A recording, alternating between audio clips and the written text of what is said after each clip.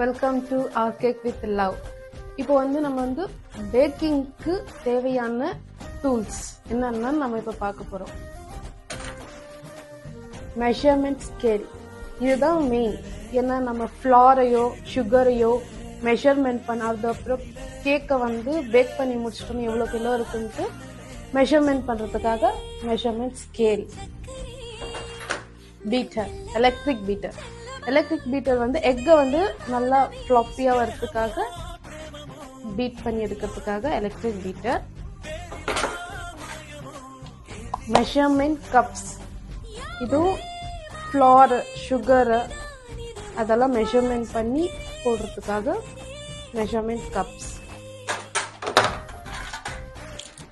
measurement spoons, baking powder